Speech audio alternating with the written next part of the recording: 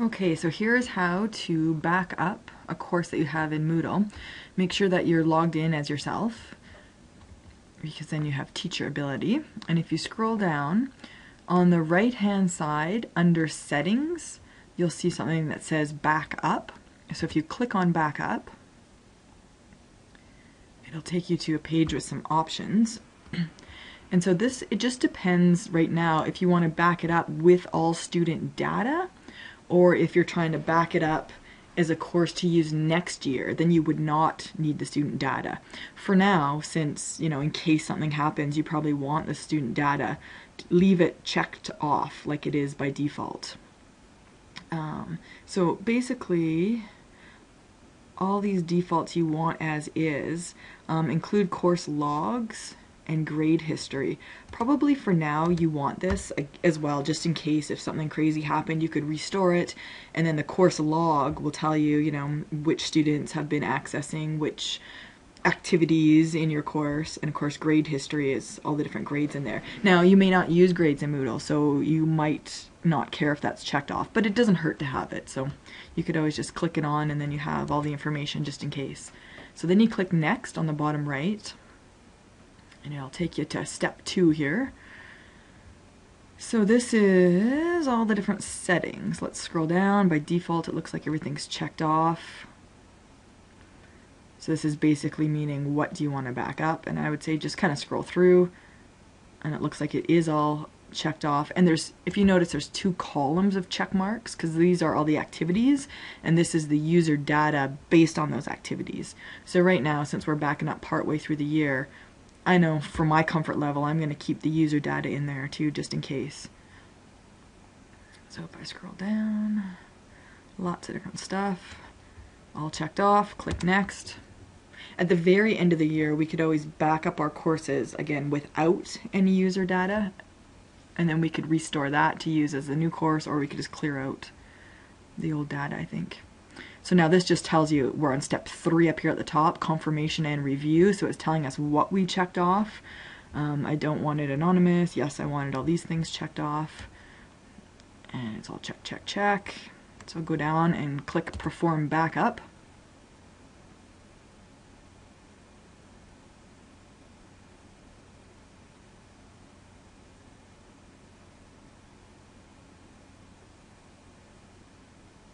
So you'll see it takes a few minutes, especially if you have satellite internet. But I'm just going to scroll to the top while I'm waiting. So right now it's performing the backup, and so the last step it'll just basically tell us it's complete, and it'll show us where it's backing up. You can look at the file name here. So it's backing up, we're in Moodle 2, the course is Math 7, and then it gives you the date, so all this crazy stuff, 2013, 0315, March 15th, and this gives you the time, 0924, so at 9:24 in the morning. I see it's like not daylight savings, but at least this lets you know what your most recent backup version is, so you can always check the file name with the date and the time in it. So maybe I'll pause my recording so you don't have to sit here and wait, if I can do that.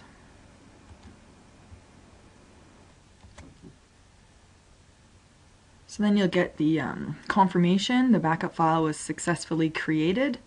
So you'll click continue.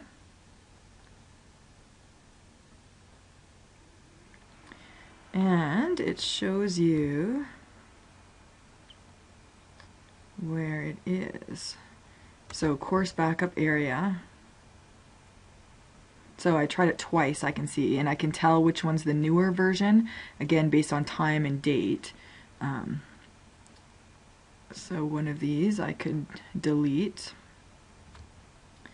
And if we look at here, the user private backup area, this is your own. You're logged in as yourself, so you're the user. This will be all the different things that you've backed up and when. So it will tell you, you can see what course it's from, again, by the naming. So I can tell, for example, this one highlighted here is the Math 10-3 course, and I can tell that I backed it up 2013-02, so February 2nd at like 6:09 p.m. So again, the file name really helps with that. So hopefully that helps a little bit. If you want to manage your files, this is how you would delete them. So say, for example, I have 2 backups here, and I don't need 2 backups because it just takes up extra space. So if I click on Manage Backup Files, it'll take me in here. And now I can choose the older one. So 927, that one's more recent. So this older one I'm going to delete. So if I click this little box beside it, up pops the different options. So I'm just going to delete that one because, yep, I don't need 2 backups of the same course. And there we go, it's gone. So save changes.